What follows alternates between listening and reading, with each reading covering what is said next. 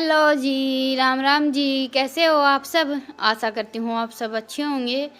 तो जी अभी लगभग सुबह के 10 बज गए हैं और आज ये दोनों आ गए थे, तो बस काम तो मेरा वैसे लगभग निपट गया था। खाना वाना बनाना और नहाना धोना ये काम बाकी थे। उसके बाद फिर हम बैठ गए, बातें करने लगे। और ये मैंने खरीदे थे 3 सूट, आप सबको भी नहीं दिखाए मैंने। तो बस अभी 2 सूट तो मैंने सिलने के लिए डाल दिए हैं और ये एक रखा था। कोई भी हम नई चीज़ लेकर आते हैं तो एक दूसरे को दिखाते तो ज़रूर हैं, ये तो हमारी खास आदत है।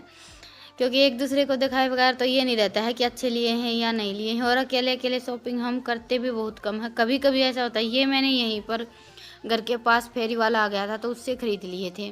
सूट मुझे काफ़ी अच्छे लगे और कई दिन से मैं सोच भी रही थी सूट लेने की।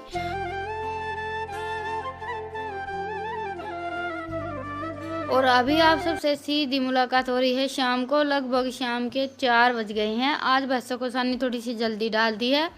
बाहर तो आज 3 बजे ही निकाल दिए थे। मौसम हो गया है चेंज, बारिश का मौसम हो गया है, थोड़ी थोड़ी बूंदाबांदी स्टार्ट हो गई है।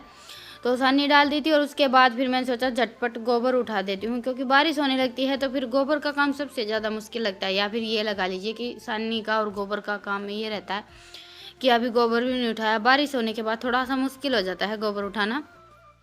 अंदर तो वैसे कोई प्रॉब्लम नहीं होती है। और तब तक ये बना रहे हैं सत्तू। ये हमने जो भुने बनाए जो होते हैं वो लिए थे 1 किलो और वो सारे पीस कर रख लिए थे। तो पूरी गर्मी निकल गई है। इस बार हमने सत्तू थोड़ा सा ज़्यादा ही बनाया है, लगभग डेली डेली बन ही जाता है। ठंडा भी रहता है और पीने में भी अच्छा लगता है। मुझे तो काफ़ी अच्छा टेस्ट लगा। नींबू पानी वगैरह बनाते हैं उससे ये ज़्यादा अच्छा है, जल्दी भी बन जाता है। तो बस अभी इन्होंने सत्तू बनाकर तैयार कर लिया, तब तक मैंने मेरा गोबर बारी का काम निपटा लिया।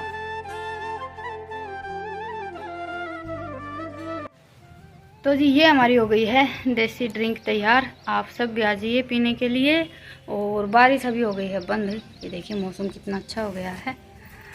हवा तो नहीं चल रही है वैसे, अभी तक हवा भी चल रही थी ठंडी ठंडी, पर अभी एकदम से हवा बंद हो गई है। बस अभी लगेंगे अपने काम पर। काम तो कुछ भी बाकी नहीं है, खाना बनाना बाकी है तो खाना ही बनाएंगे। और टाइम हो गया है अभी 5:30। इतना ज़्यादा लेट तो नहीं हुआ है, लेकिन ऐसा लग रहा है कि बस दिन छिप सा गया।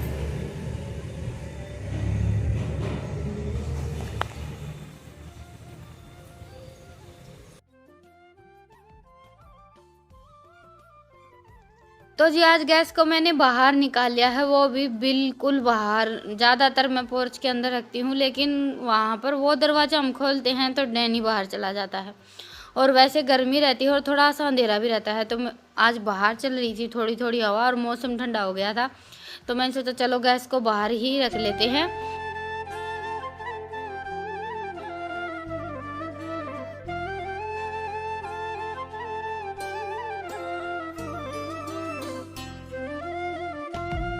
और आज मैं बना रही हूँ दाल वाफला। तो उसके लिए मैंने दाल को पहले भिगो कर रख दिया था। अभी दाल को तो उबाल लेते हैं। सबसे पहले मैंने दाल डाल दी, उसके बाद लहसुन, हरी मिर्च, टमाटर, प्याज और जो मिर्च मसाले हम डालते हैं सारे डाल दिए। और अभी इसमें हम डाल देंगे 1 चम्मच देसी घी।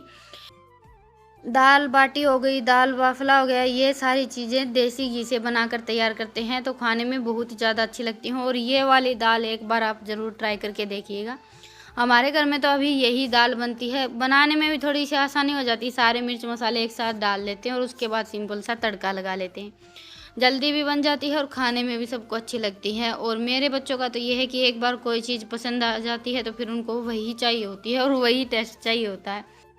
और एक जैसा खाना कभी भी बनकर तैयार नहीं होता है। एक सब्ज़ी कभी ज़्यादा अच्छी बन जाती है और कभी कभी नहीं बनती है। और इनका क्या है कि थोड़ी बहुत भी किसी दिन कोई कमी रह जाती है तो मम्मी उस दिन बनाई थी वैसी नहीं बनी है, फिर इनका ये स्टार्ट हो जाता है।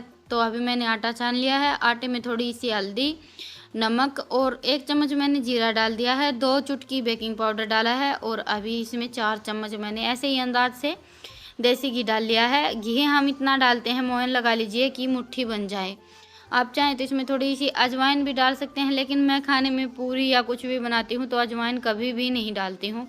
हमारे घर में इनको पसंद नहीं है तो बस अजवाइन तो हम लेकर ही नहीं आते हैं। मैं किसी भी सब्जी वगैरह में नहीं डालती हूँ।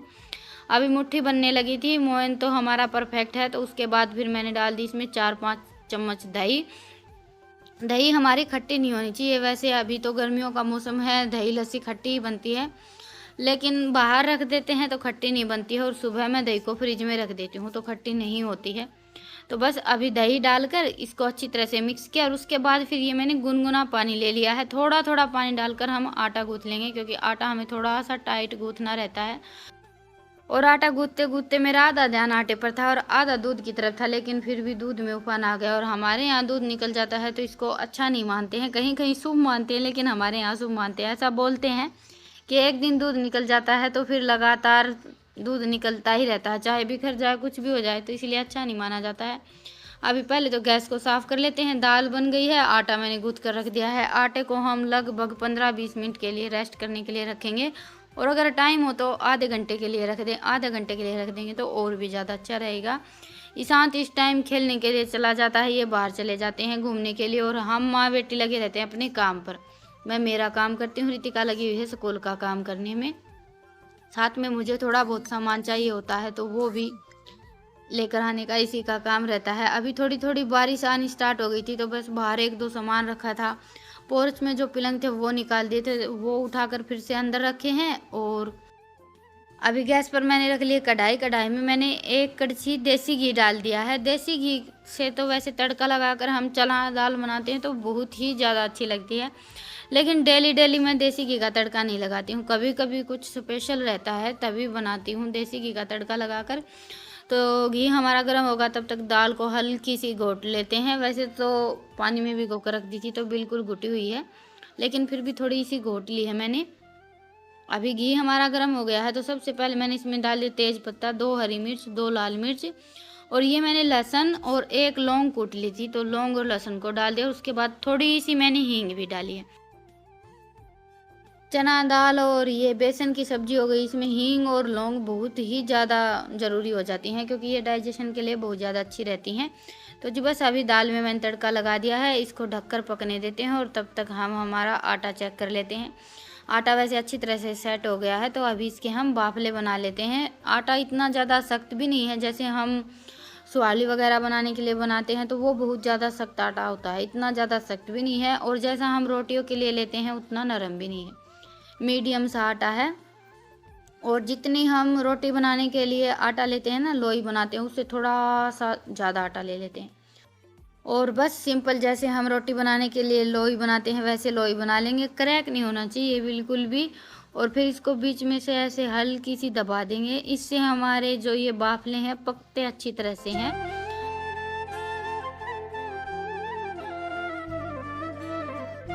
अभी रितिका भी लग गई है मेरे साथ, इसको इन सब कामों का बहुत ज़्यादा शौक रहता है। खाने में कुछ अलग बनाती हूँ तो लग जाती है, वैसे डेली का खाना बनाने में इसमें कोई इंटरेस्ट नहीं है। हाँ, कुछ ना कुछ अलग बनता है तो उसमें ये रहता है कि अभी ये कैसे करना है। अभी दाल हमारी बनकर तैयार हो गई थी तो मैंने डाल दिया 1 चम्मच गरम मसाला और गैस को कर दिया है बंद। एक तरफ मैंने पानी गर्म होने के लिए रख दिया था तो पानी में हमारे उबाल आ गया था। अभी इसमें हम ये बाफले डाल देंगे, और पानी अच्छी तरह से उबलता हुआ होना चाहिए। वैसे मैंने गैस को बाहर रख लिया तो थोड़ी थोड़ी हवा लग रही थी, गैस इतनी ज़्यादा लग नहीं रही है। और मेरी बाफले थोड़े से ज़्यादा थे तो मैंने 1 टोपी और ले लिया, इसमें पानी गर्म किया और उसके बाद फिर गरम गरम पानी में ही डाल दिए। अभी ये देखिए, ये बाफले हमारे लगभग पक गए हैं, क्योंकि ये पकने के बाद पानी पर ऐसे ऊपर तैरने लगते हैं, इसकी यही पहचान है। थोड़ी सी देर के लिए और पका लिया था मैंने। इनको पकाने में लगभग 15 से 20 मिनट लगती हैं। पहले 5-7 मिनट आप हाई फ्लेम पर पकाइए, उसके बाद फिर लो टू मीडियम पर। और ये देखिए, ये वाले भी हमारे बनकर तैयार हो गए हैं, अच्छी तरह से ऊपर आ गए हैं। ऊपर आने के बाद इनको हम थोड़ी सी देर और पका लेते हैं, ज़्यादा टाइम नहीं लगता, बस 15-20 मिनट में पककर तैयार हो जाते हैं।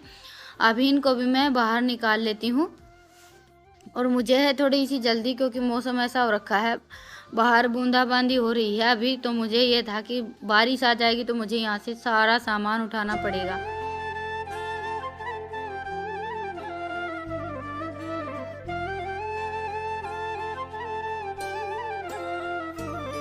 अभी मैंने ये स्टील की छलनी ले ली, इसको अच्छी तरह से धो लिया है, और ये जो हमने बाफले बनाकर तैयार किए थे इनको हम इस छलनी में थोड़ी सी देर के लिए रख देंगे, लगभग 10-15 मिनट के लिए, ताकि इनमें जो थोड़ी बहुत नमी है वो निकल जाए और थोड़ा बहुत जो पानी है वो निकल जाए। और ये पानी आप आटा गूँथने के लिए भी इस्तेमाल कर सकते हैं या फिर और भी किसी तरह से खाने में इस्तेमाल कर सकते हैं, सब्जी वगैरह में डाल लें। अभी ये जो हमारे बाफले हैं ये अच्छी तरह से सूख गए हैं, इनमें नमी नहीं है बिल्कुल भी। अभी इनको कट कर लेते हैं। आप चाहें तो 2 पीस कर सकते हैं या फिर 4 पीस भी कर सकते हैं या फिर ऐसे ही साबुत भी फ्राई कर सकते हैं। मैंने 2 पीस किए हैं और घी मैंने अच्छी तरह से गर्म कर लिया था। वैसे इतनी ज़्यादा हाई फ्लेम पर इनको फ्राई नहीं करना होता है, पर मैंने फ्लेम को हाई ही रखा है क्योंकि बाहर हवा चल रही है और गैस नहीं लग रही थी बिल्कुल भी। मैंने गैस को बाहर रख तो लिया था पर टाइम मुझे बहुत ज़्यादा लगा। तो इनको 8 से 10 मिनट के लिए ऐसे ही घी में डालकर छोड़ दें और उसके बाद फिर इनका सुनहरी सा कलर हो जाए फिर निकाल लें, क्योंकि ये अच्छी तरह से घी में 8-10 मिनट के लिए डूबे रहते हैं, तभी हमारे बाफले अच्छे बनकर तैयार होते हैं। तो बस अभी मैंने दूसरा घान डाल दिया था और उसके बाद फिर मैंने बीच बीच में मेरा 1-2 काम और निपटा लिया। तो जी ये देखिए अभी सारे बाफले मैंने फ्राई कर लिए हैं। अभी इनका मैं बनाऊंगी चूरमा, क्योंकि हमारे घर में सबको चूरमा ही सबसे ज़्यादा पसंद है। वैसे आप चाहें तो इनको ऐसे भी थोड़ा सा घी और डालकर दाल के साथ खा सकते हैं, लेकिन मैं चूरमा बनाने वाली हूँ तो बस। और चूरमा मैं बनाऊंगी इमाम दस्ता में। अभी इनको झटपट कूट लेते हैं।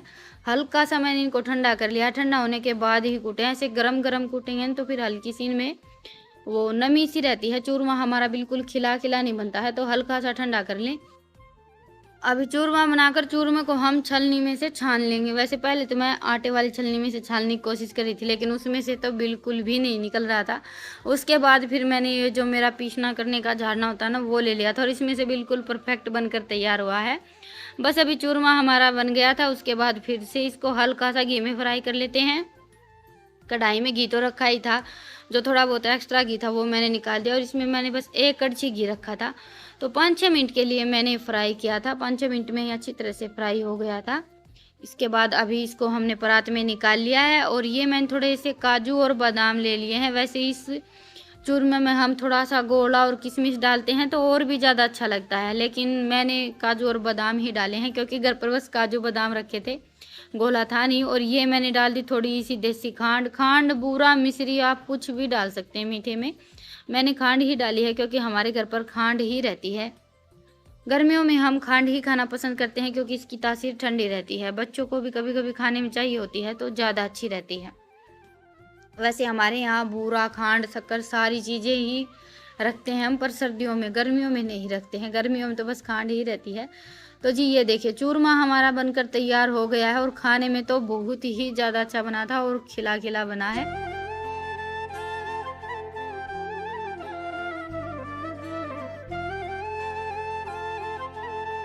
तो जी अभी डिनर तो हमारा तैयार हो गया है, लेकिन मैं प्लेट लगाऊंगी बाद में, पहले बर्तन साफ़ कर लेते हैं। खाने में हम कुछ भी अलग बनाते हैं तो बर्तन थोड़े से ज़्यादा इकट्ठे हो जाते हैं, तो मैंने सोचा कि खाना खाएंगे तो उसके बाद थोड़े से और ज़्यादा बर्तन हो जाएंगे।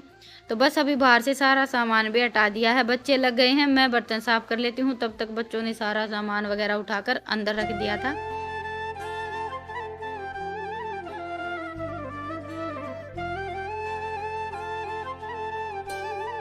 तो जी अभी काम सारा निपट गया था। चलिए अभी थाली लगा लेते हैं। और बाफले मैंने सारे नहीं कूटे थे, थोड़े से बचा लिए थे क्योंकि इनको हम घी में डिप करके खाते हैं तो बहुत ही ज़्यादा अच्छे लगते हैं खाने में।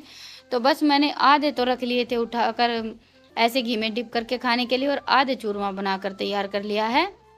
और इसीलिए मैंने थोड़े से ज़्यादा ही बनाए थे। बनाने लगे तो थोड़े से ज़्यादा ही बनाए ताकि बच्चे भी पेट भर कर खा लें और थोड़ा सा सुबह के लिए भी बच जाए। चूरमा वैसे ये बहुत ज़्यादा अच्छा लगता है खाने में, इसीलिए मैंने चूरमा थोड़ा सा ज़्यादा बनाया है। अभी बाफलों पर मैंने डाल दिया थोड़ा सा ज़्यादा देसी घी। तो थाली हमारी हो गई है तैयार। एकदम देसी घी में बना हुआ है, देसी स्टाइल का चूरमा है, साथ में बाफले हैं और दाल है, और सलाद में मैंने प्याज, हरी मिर्च और नींबू रखा है। तो आप सब भी आ जाइए खाने के लिए। और आज की स्पेशल थाली मैंने लगाई है इनके लिए। आज कई दिनों के बाद मौका बैठा है कि ये इस टाइम पर घर पर हैं, क्योंकि ये लगभग इस टाइम पर बाहर चले जाते हैं घूमने के लिए। तो हम थाली लगा लेते हैं और उसके बाद तीनों माँ बेटा बैठकर खा लेते हैं। आज अभी मैं हमारे लिए थाली लगाऊंगी क्योंकि हम तीनों तो साथ में ही खाते हैं, और कुछ स्पेशल बनता है उस दिन तो बच्चे मेरे बगैर खाते ही नहीं हैं। तो जी अभी बज गए हैं 10:30। काम मेरा निपट गया और बच्चे तो सो भी गए हैं। खाना खाने के तुरंत बाद सो गए थे। बस स्कूल जाने लगते हैं तो फिर बच्चों की यही रूटीन रहती है, रात का खाना खाते ही सो जाते हैं। और आज मुझे भी नींद आने लगी है, दोपहर को आराम नहीं किया बिल्कुल भी। और गर्मियों में दोपहर को आराम नहीं करते हैं ना बस फिर तो रात का खाना खाते खाते तो लेट हो ही जाते हैं, 10 साढ़े 10 तो बज ही जाते हैं, चाहे कितनी भी कोशिश कर लें। और उसके बाद फिर मुझे आने लगती है नींद। दोपहर को सो लेते हैं तो इस टाइम पर थोड़ा बहुत अपना फ़ोन का काम देख लेते हैं, पर आज सब कुछ स्किप है।